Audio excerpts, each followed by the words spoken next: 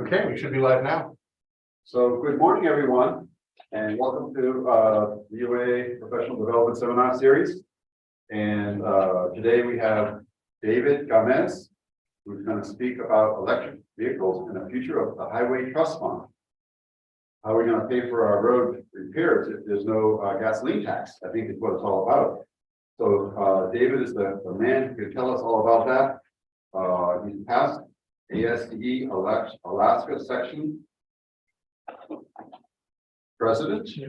Wow. And also VP of the Alaska Professional Design Council. He's chaired the ITE Committee on Autonomous Vehicles. So welcome. Great to have you. Thank you. Thank you. I want to start off the presentation first with Happy Veterans Day for any veterans that are here. Thank you for your service, for any that are online. Like the professor said here, I've been involved with ASCE and ITE for about 15 years now.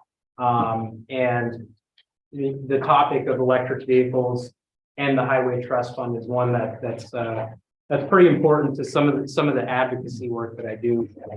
As part of the Alaska Professional Design Council, we go down to Juneau annually and talk to our legislators about the priorities of the design profession. And I talk specifically about concerns with civil engineering. I'm a civil engineer.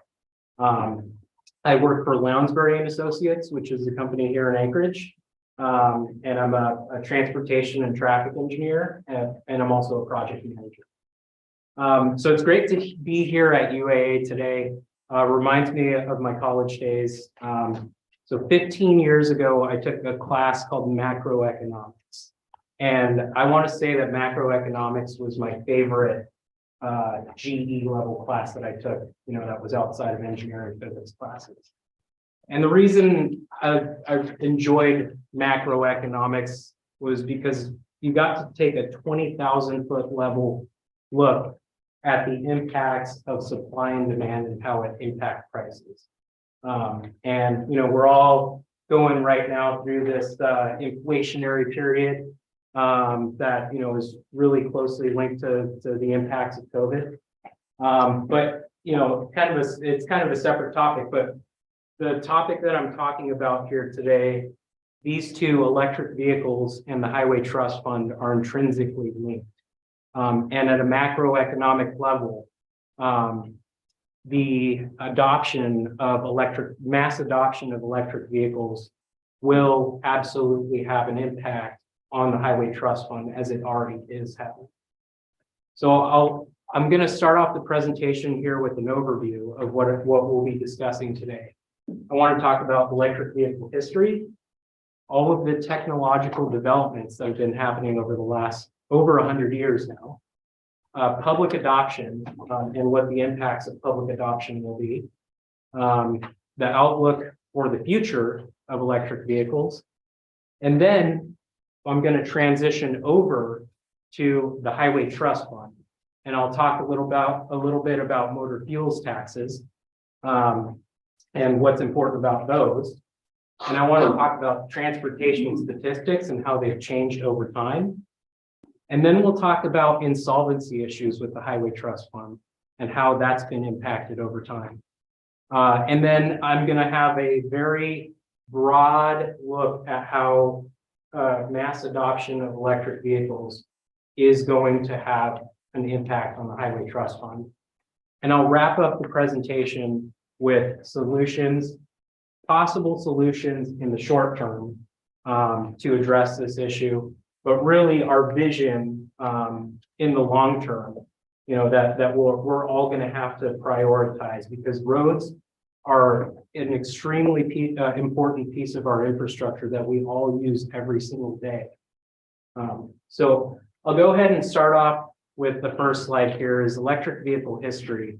Some of you may not know this, but electric vehicles have been in development since the 1800s, a very long history of electric vehicle development. The first electric vehicles were being developed by inventors in the mid 1800s. Really, they were electric powered wagons that really didn't have much range or use.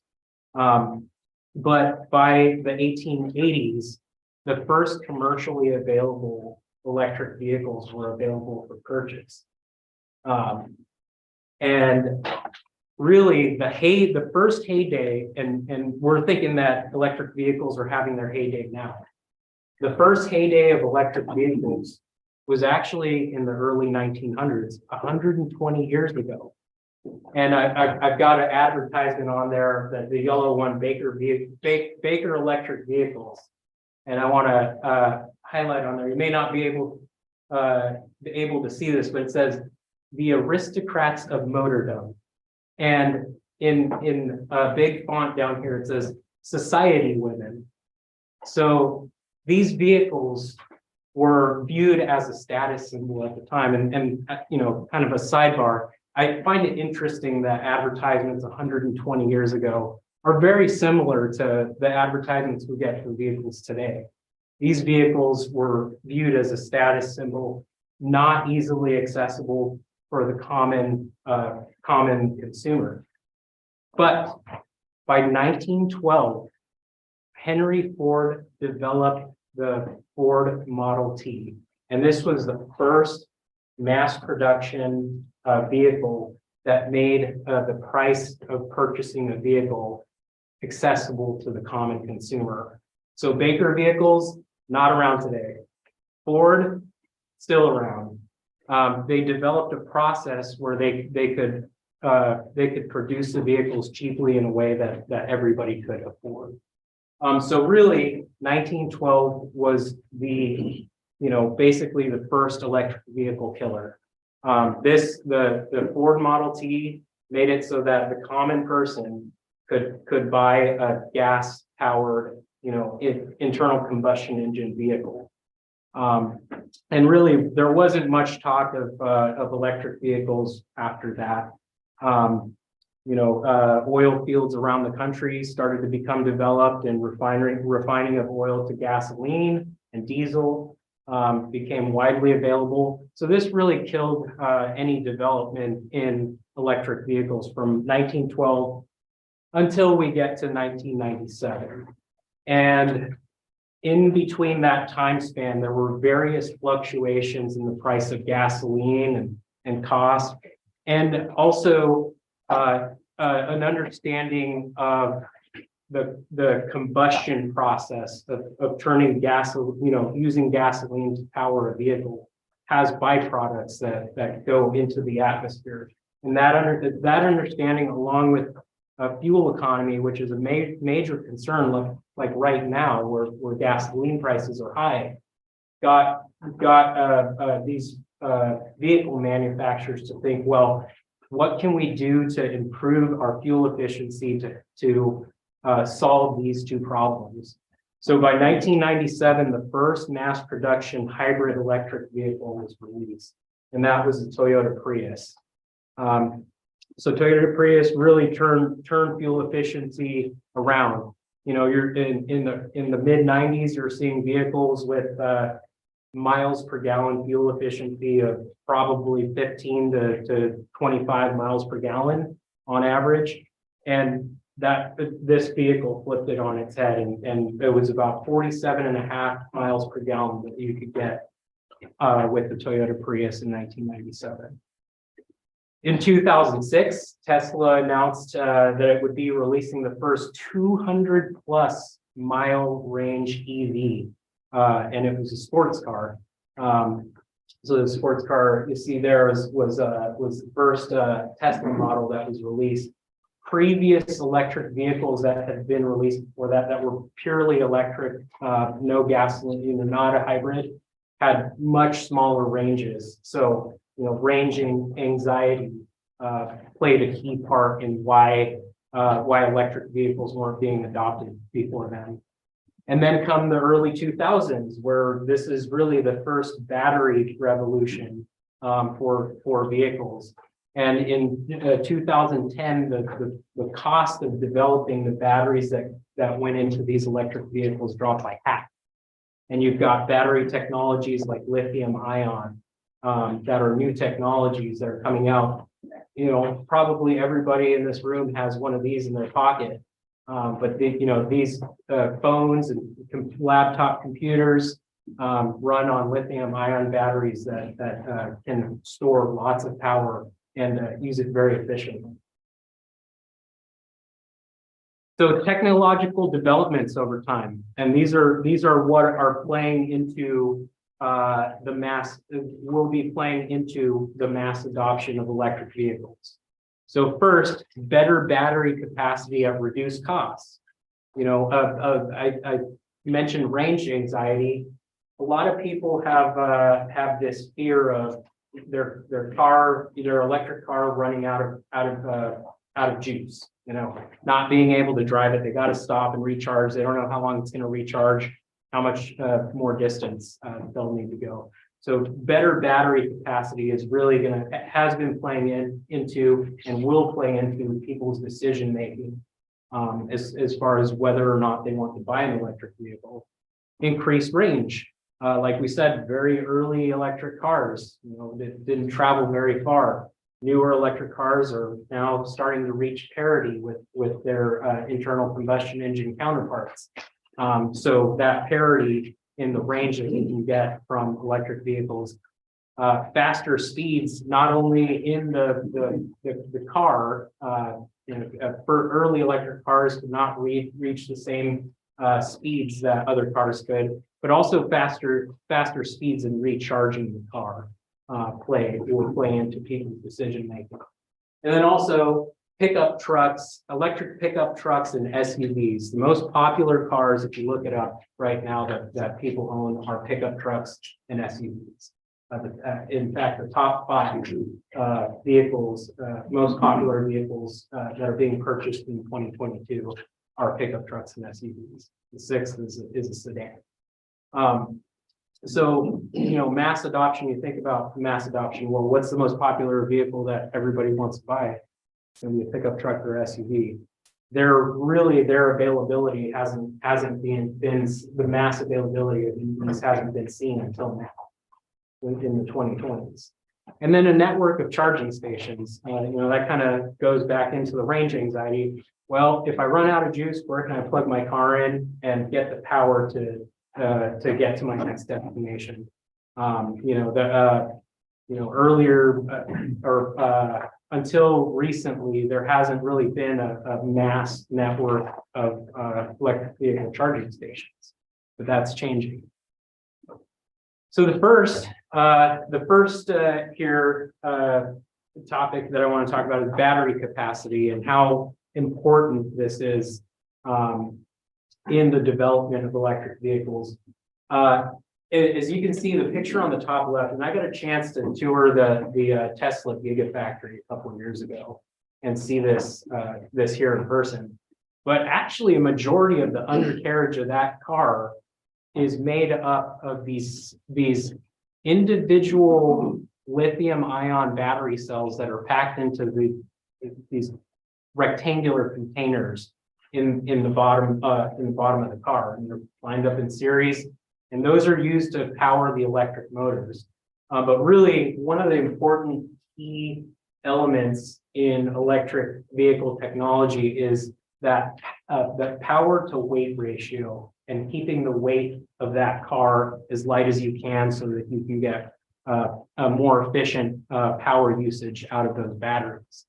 And then also the energy density. So the amount of power that each one of these individual cells is able to store and how long it's able to produce power. That's an extremely important in the engineering of these types of vehicles.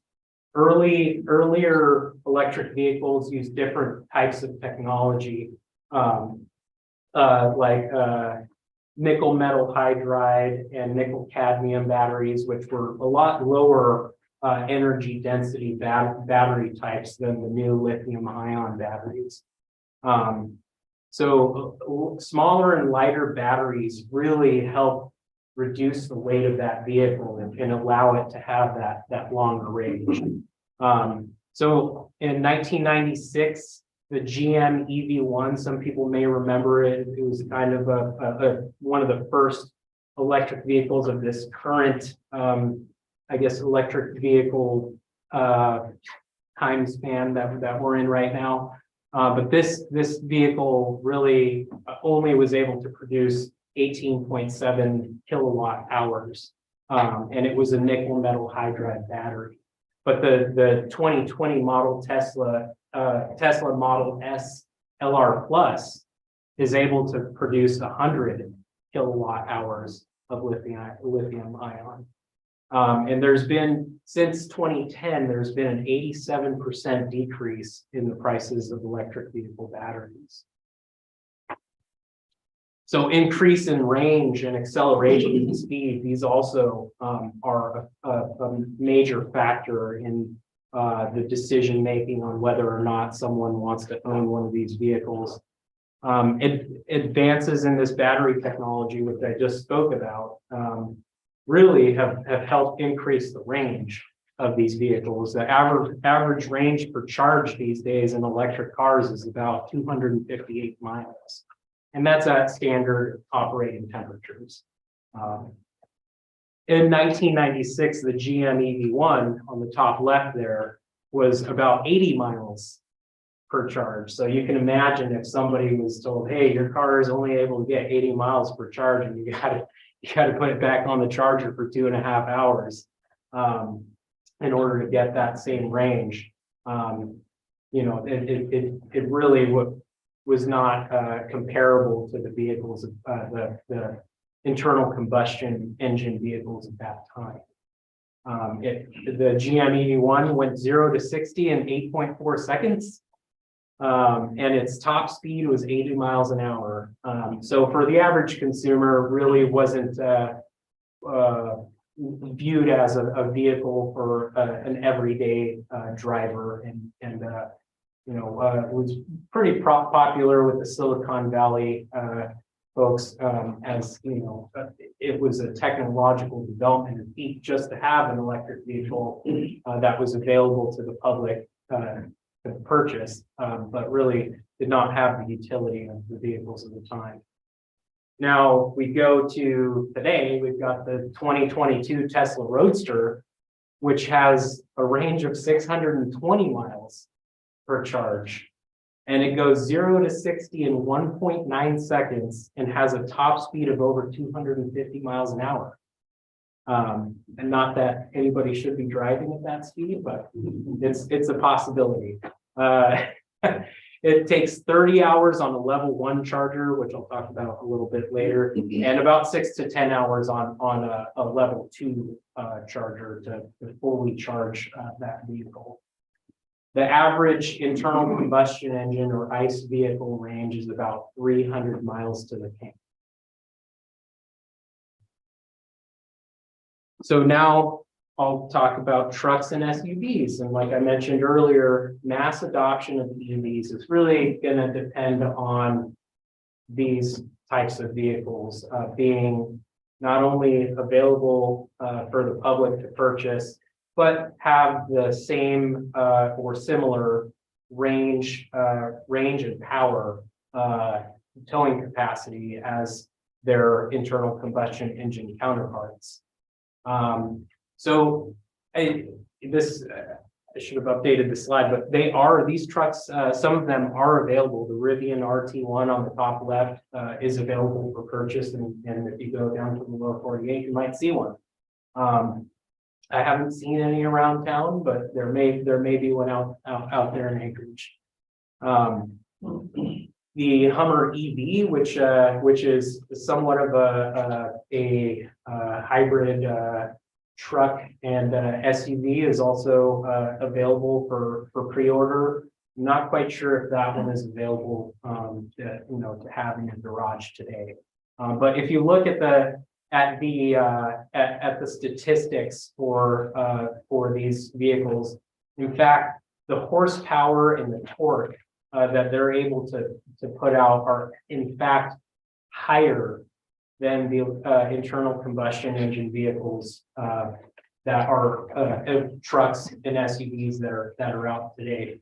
As you can see on the bottom, is the 2021 Ford F-150, which is able to put out 400 horsepower and 500 foot-pounds of torque. When you compare it to the electric vehicles are actually able to put out more power. However, and I want to put a big caveat there, when these vehicles are towing, when they're towing to load, their range is a lot shorter. So if you're looking into buying an electric truck or SUV and you want to tow, I suggest that you look into what the range is when it's towing a certain load, if that's a big concern. I know definitely in Alaska, a lot of people like to take their toys out in the summertime and go out somewhere where there may not be somewhere to plug in.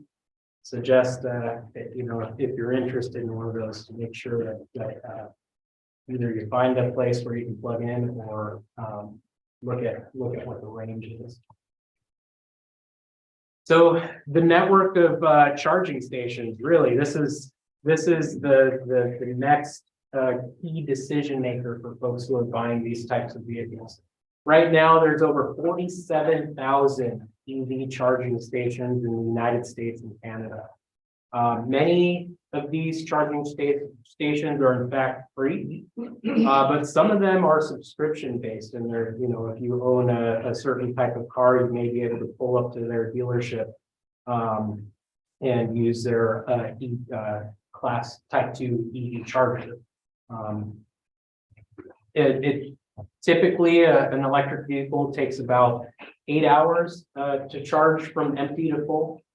And then most EVs, actually, you can add about 100 miles of range in about 35 minutes at a 50 kilowatt rapid charging station.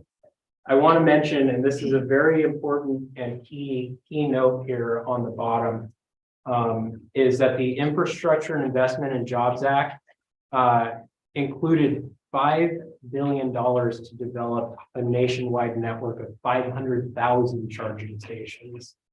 So over the next 5 years, which is what those funds are obligated for, you're going to see a mass increase in the availability of electric charging stations.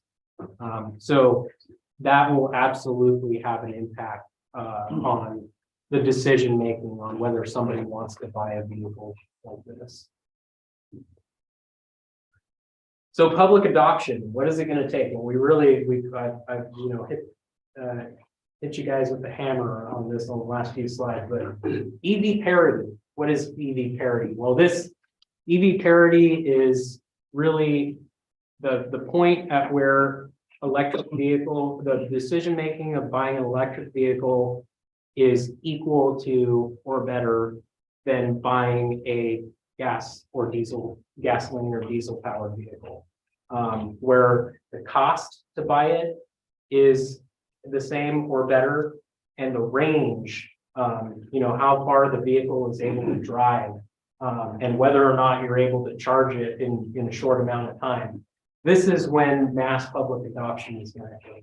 If it's better for your pocketbook to own this type of vehicle, you're going to weigh your options if you're buying a brand new car or even a used one. A lot of people will make that decision based on which one is actually more beneficial to them. I do want to say that in 2011, there were only 10,000 electric vehicles on U.S. roads. By 2020, there was 1.2 million electric vehicles on electric roads, and it's projected by 2030 that there's going to be 18.7 million electric vehicles on U.S. roads.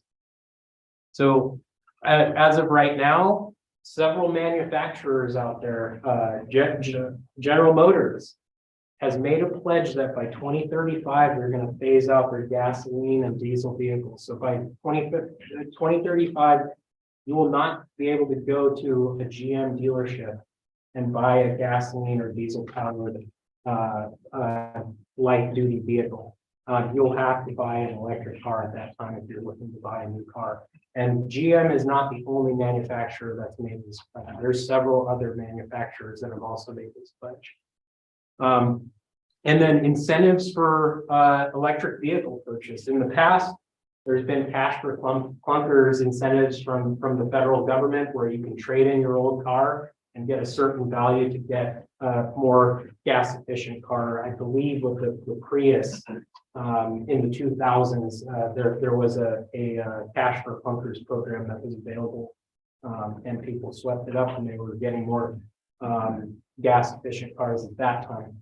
EV tax incentives, and these are live right now. If you go on a website for an electric vehicle manufacturer and look at their pricing, they'll have a space in there that says that there's a tax credit available and they take the price off the MSRP. That is a federal tax credit that lowers the price of owning that vehicle. So that really has brought the cost down to be able for consumers to be able to buy these types of vehicles. So outlook for the future. This graphic on the screen is really kind of a hypothetical, what's going to happen when. And I believe, I believe we're at parity today. If you drive anywhere in the lower 48 for any amount of time definitely in an urban area, you're going to see electric vehicles driving around. People are buying these cars. Manufacturers are phasing out their internal combustion engine vehicles by 2035. So the red line that is going up here is, a hypothetical of what's going to happen here with electric vehicles. And then a hypothetical with your gas and diesel powered vehicles.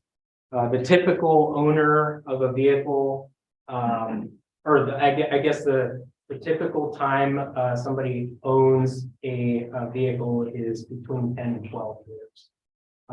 And so the average person that's buying a used car is getting a car that's between 10 and 12 years old. I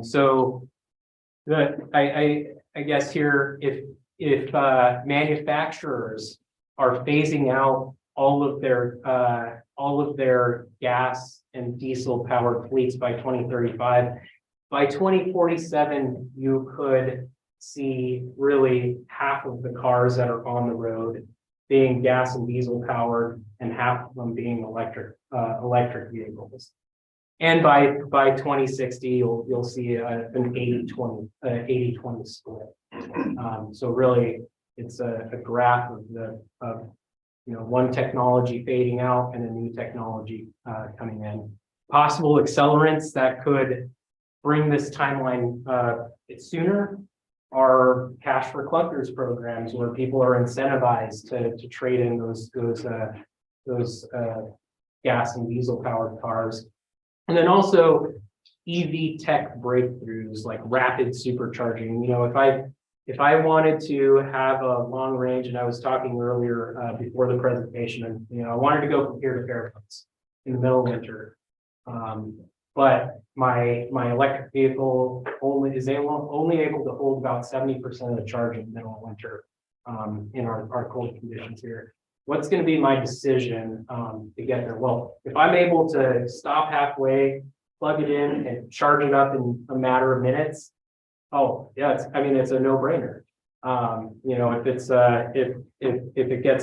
If it's more affordable and it gets the same range as a gas car or gasoline powered car, and I'm able to charge it quickly, the decision is there. So rapid supercharging, battery life and capacity improvements that give you an even longer range. We're looking at 600 miles to charge.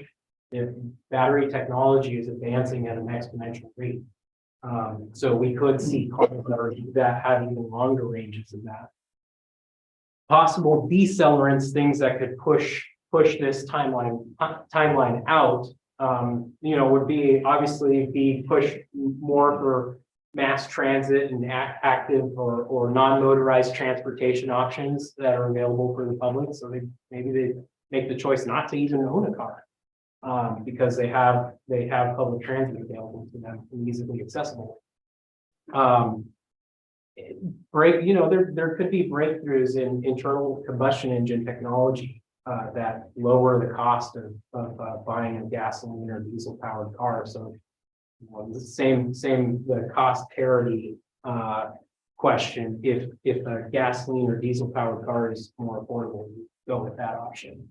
And then more recently, this work from home, with the COVID pandemic recently, there are people that went to go work from home and they did not go back to the office. So their need to own a vehicle and the utility that they get out of one is much reduced. So, you think that could push out the span of life of the existing vehicles. So maybe instead of 10 to 12 years of owning a gasoline or diesel powered car, you push that to 15 to 20 because you're not really driving it as much as a commuter. And then ride sharing options, some kind of similar to the mass transit option, but options where people utilize, sharing services to get to and from rather than owning a car if it's more affordable. All right, so that covers the electric. We've got a question. Go for it, man. Okay, yeah. While you're still on technology, I wondered if you could address a little bit the operational costs of operating a vehicle in terms of like dollars per mile. And secondly, talk about the impact on the climate impact or the greenhouse gas impacts of driving electric vehicles, given that the mix of electricity is generated significantly by the consumption of fossil fuels. Sure. So the first question, and I don't have exact statistics for you, but if you think about a internal combustion engine car, it has lots more moving parts to it to service. So the cost of owning and maintaining a gas or diesel powered car is in fact higher. Maintenance cost is higher. There's spark plugs and all kinds of oil changes and all kinds of different things that go into that maintenance cost. And I do know that with electric vehicles, that maintenance cost, that maintenance burden for all of those different things is less.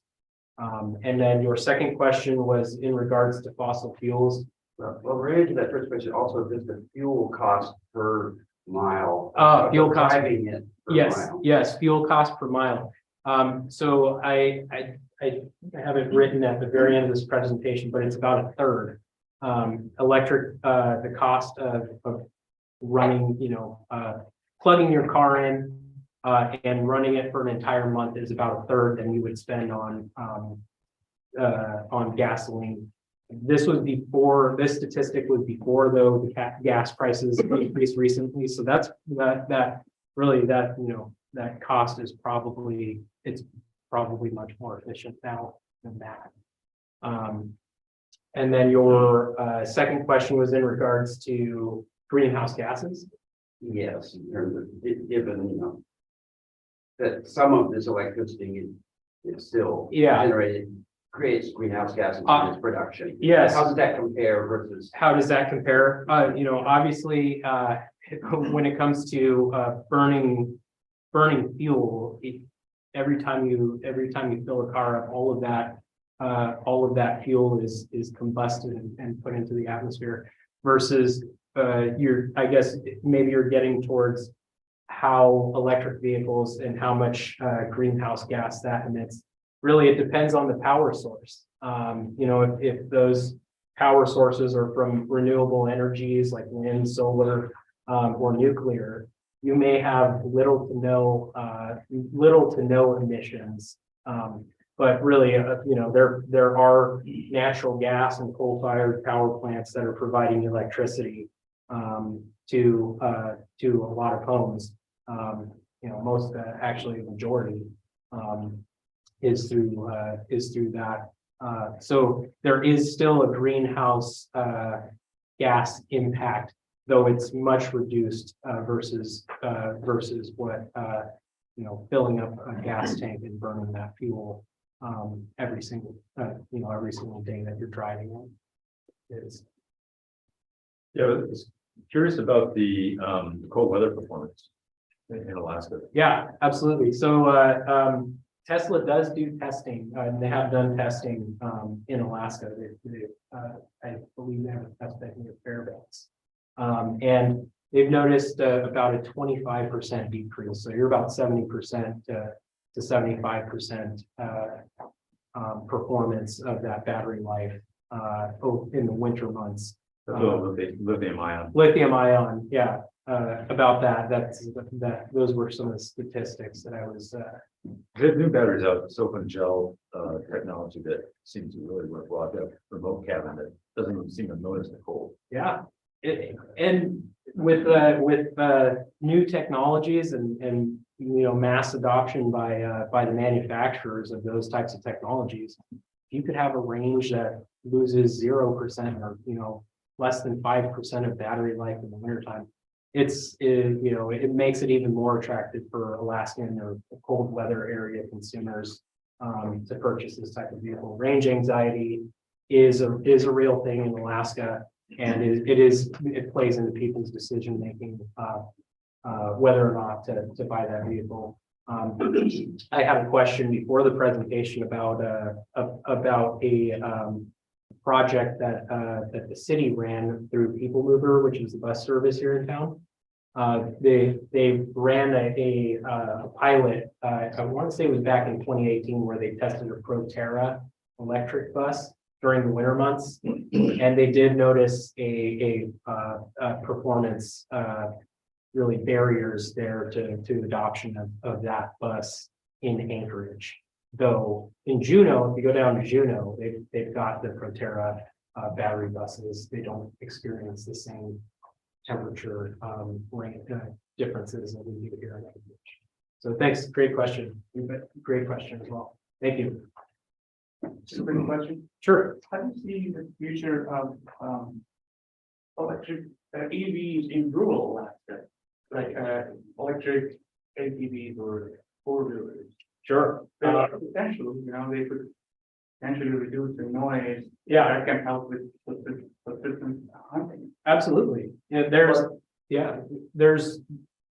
absolutely potential for electric vehicles and lighter weight all-terrain vehicles in rural places.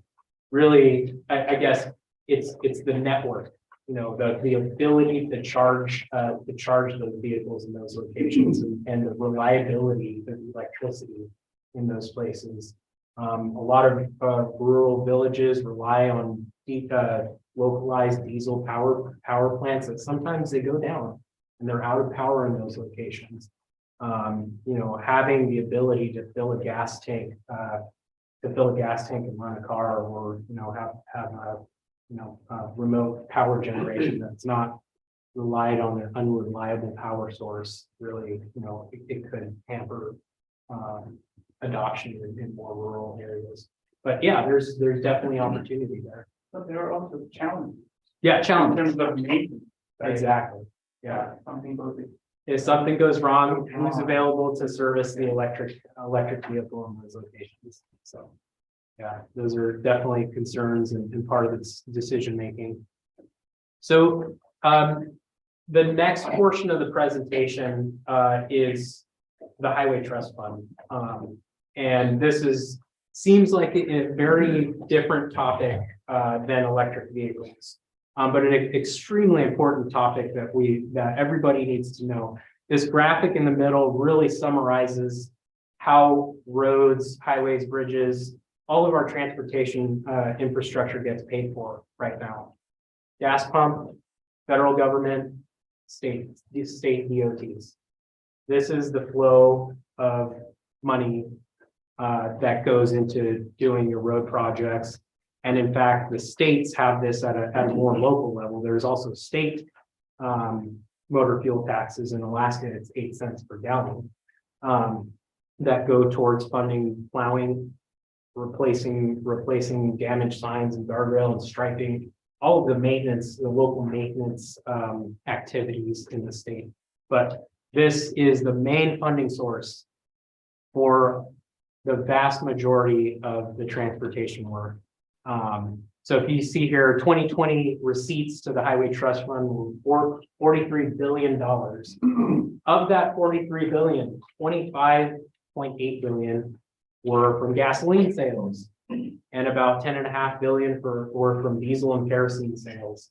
And then you've got these much smaller taxes on the purchase of trucks and trailers and heavy vehicle usage taxes from freight. But really, the bulk of the money comes from filling your gas pump. Money goes to federal government, back to states, road projects. 2020 outlays. So this is the money that went out of the Highway Trust Fund to pay for all of your road reconstruction or construction work. 46 billion. So income 43 billion, outlay 46 billion. Many of you can see how that might be a problem. We're spending more money than is coming in from the fuel receipts that is needed in order for road maintenance operations and construction, the capital projects. So 96% of that money is for capital projects. So 44 billion of that 46 billion went directly into roadway reconstruction work. This is maintaining our roadway networks, expanding them, making them safer. There's many different programs that this goes into. But the infrastructure bill that was passed recently would change that calculation a little bit, right? It definitely changes that calculation. It definitely changed. So that obligation that will go towards funding road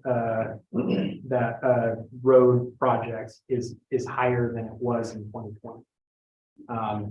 But the receipts from 2020 haven't changed. So the money comes, and I'll talk about it here in a little bit. Money comes out of other pots to fill in that void. So Alaska in 2020 received $555 million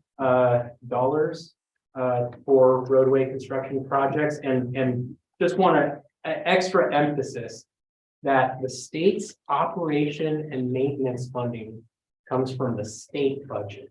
So this is from the state's general fund. They take money from the general fund and obligate it to the operating and maintaining of our roads.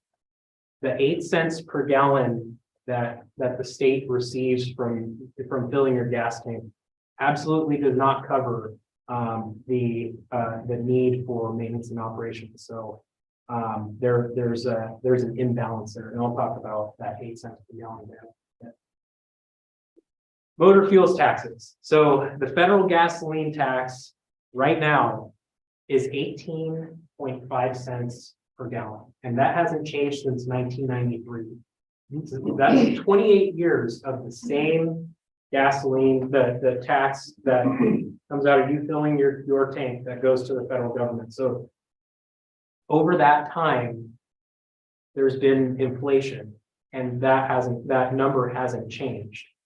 So as you could imagine, every year, the effectiveness of that 18.5 cents per gallon is going down, especially in these last couple of years where we're seeing a large amount of inflation. In the average income in 1993 for an individual was $22,191. In 2020, the average income is $68,400. So if you're looking at that 18.5 cents per gallon, that is raking in much less funding than is needed for our roadway networks. There's been a 40% loss in purchasing power from motor fuels taxes at the federal level. Alaska gasoline tax is even worse than that. It's 8 cents per gallon today, and that hasn't changed since 1970. That is 51 years of not indexing our motor fuels tax for the state. So you can imagine 1970, 8 cents per gallon, that was worth a lot more than it is today. In 1970, the average income was $90,870, and today it's $68,400. The purchasing power that Alaska's motor fuels tax has dropped by 80%. So the state is having to cover operations and maintenance costs by pulling funds from that could go towards other programs to cover the state's operations and maintenance for transportation infrastructure of the state. So we want to make that known and important when it comes to, I guess, thought processes in regards to motor fuels taxes, because they are very important. Here's a few statistics about vehicles over the years. In 1960, there were about 74 million vehicles on US roads. That's changed quite a bit and grown by 3.7 times. Over the last 59 years, we've had a change by 3.7 times. There's 276 million vehicles as of 2019. We don't have the latest statistics on US roads. Of course, our transportation network has grown since then, but there are many, many more vehicles on our roads today. Vehicle miles traveled. So this statistic is how many vehicle miles total every individual in the country traveled in 1 year. In 1960, the entire United States traveled 0.78 trillion miles on US roads. And in 2019, Americans traveled 3.261 trillion miles on US roads. So that's a four-time increase over 49 years. We travel a lot more on roads now. Obviously, our population's grown, our transportation network has grown, there's more cars on the road. There are a lot more drivers than there were in 1960. Fuel efficiency, and this is another interesting one. Fuel efficiency in 1975 was 13.1 average fuel efficiency was 13.1 miles per gallon. In 2019, that fuel efficiency changed to 24.9 miles per gallon. Great, you know, that's great news. We've had an increase in fuel efficiency of almost 2 times in 44 years. You see some increases, decreases. This is around SUV time, when SUVs really became popular. And then more later here, sedans, Prius, and electric vehicles climbing. So your average fuel efficiency, our average fuel efficiency is increasing quite a bit and will only continue to increase as electric vehicles are adopted. Now, the next slide is the biggest concern from all of that, really. We've got more cars on the road, more miles that we're traveling, wear and tear on our roads is increasing, but fuel efficiency is increasing. But what does that mean? Well, if fuel efficiency is increasing, you don't have to go put gas in your car as often. And if you have an electric car, you don't have to put gas in your car at all. And if gasoline comes from, motor fuels taxes fund payment for operating, maintaining, and reconstructing our roads, what is eventually going to happen? If you don't pay for gasoline, there's no method of collecting user fees to fund maintaining, operating, and reconstructing roads. So this has been a problem for quite some time. The increases in fuel efficiency have led to diminishing revenue from the sales of gasoline. I'm not saying that increased fuel efficiency is a problem. It's great. I think it's a very important thing. But if we don't have a mechanism to replace that loss in revenue, we're staring down the barrel of continued insolvency issues. Inflation and diminishing revenue have led to these insolvency issues. And since 2008, Congress has transferred $140 billion from the general fund. So this is the general fund, that comes from, taxing your income that goes to, military education, all kinds of, all these different programs. They've had to take $140 billion from all of these other programs to put into the Highway Trust Fund to cover those gaps. And so it's a continuing problem. And as you see, the projections continue, are going to continue to get worse into 2030. So I go back to this slide, or sorry, not back to this slide, but this picture here in this graphic. If you have an increase in your mass adoption of electric vehicles and a decrease in your ownership of gasoline and diesel powered vehicles, we're going to run into issues where there's not enough money to cover the cost to operate and maintain our roads. If we do nothing, the Highway Trust Fund, it's going to become insolvent.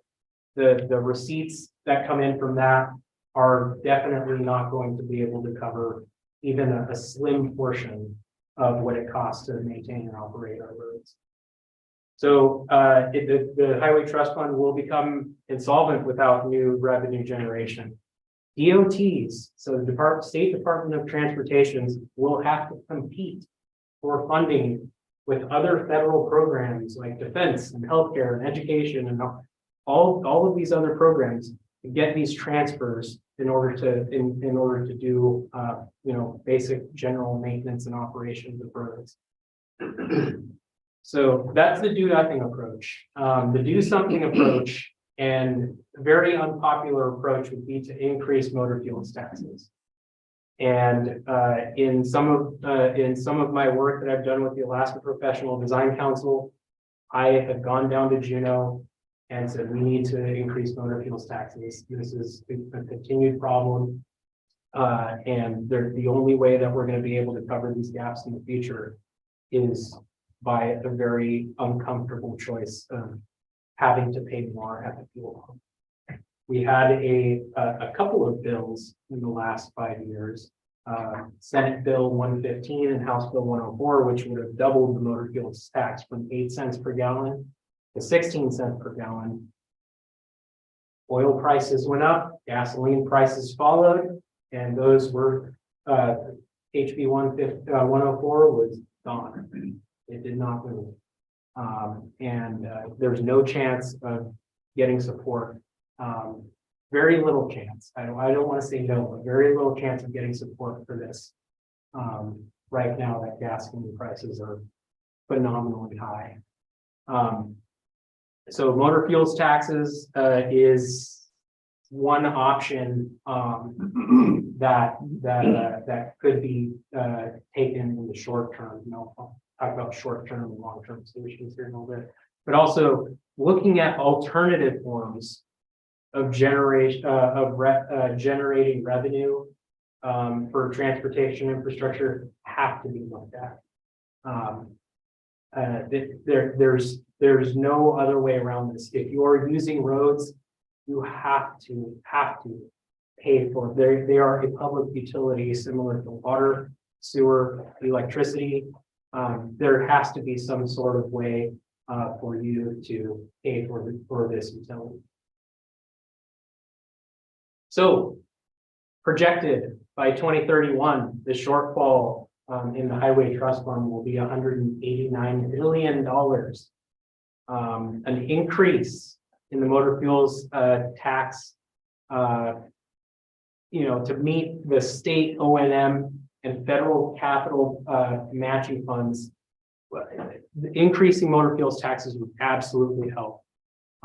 So like I mentioned, Senate Bill 104, House Bill 104 would have increased the motor fuels tax from 8 cents to 16 cents. This would have increased revenue for the state of about $35 million.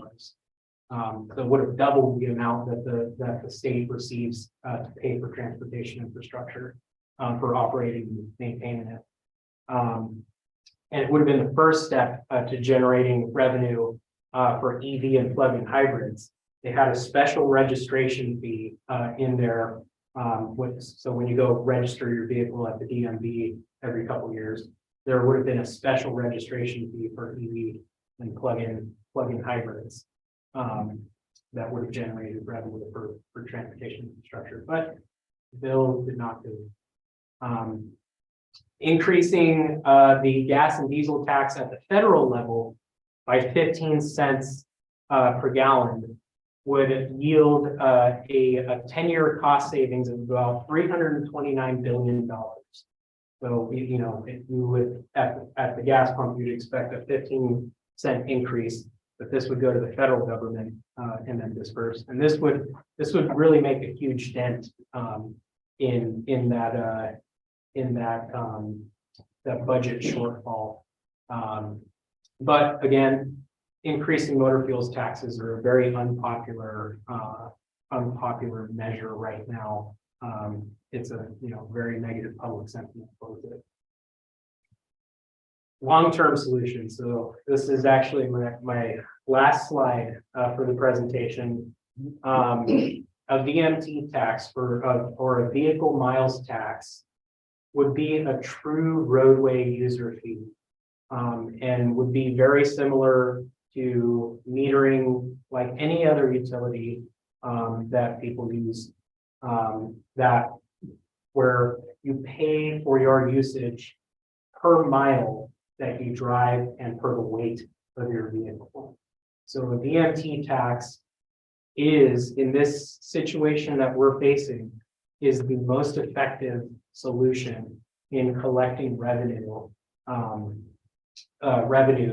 to cover transportation infrastructure use. So, you know,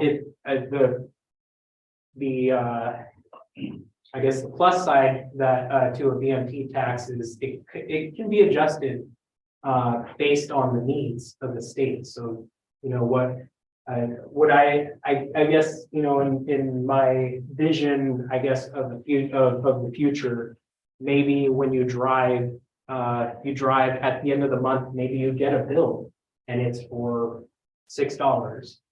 That's what the average driver would see a bill for in order to cover the costs of roads that is needed. You get a $6 bill for the amount of driving that you did in that 1 month. You pay your roadway bill, goes to the government, goes back to the states, and you've got your costs covered.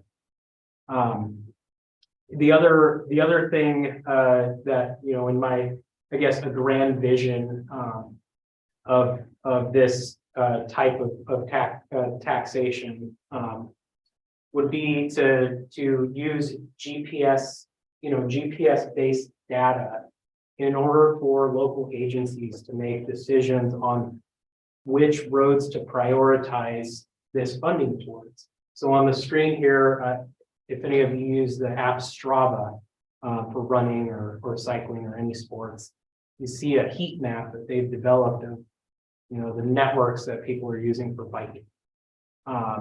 You know, when a GPS-based VMT tax model, you could get extremely valuable data for the decision-making of where the roadway networks are being used and how much they're being used. You can get speed information, distance, route information.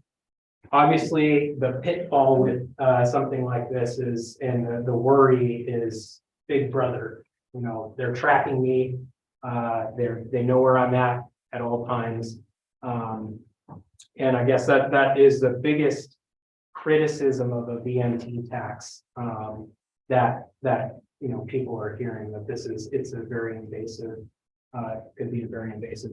You could also do a VMT tax that has none of this included, where you simply record your mileage at the end of the year, the amount of miles that you drove, and you get a bill for the amount of miles that you drove for that year. Now, how do you do this and keep people honest? You know, that's the question. So, you know, if there is a method of getting that odometer reading in a way that is secure, digital, and a way that local governments could get that information in order to collect user fees, that would also be an effective way of collecting that type of user fee. But this is very long-term, pie in the sky, something that we're all probably going to hear about more as we see mass adoption of electric vehicles. You're going to hear about BMT taxes and the need to go in that direction. And with that wraps up my my presentation. Are there any questions? Do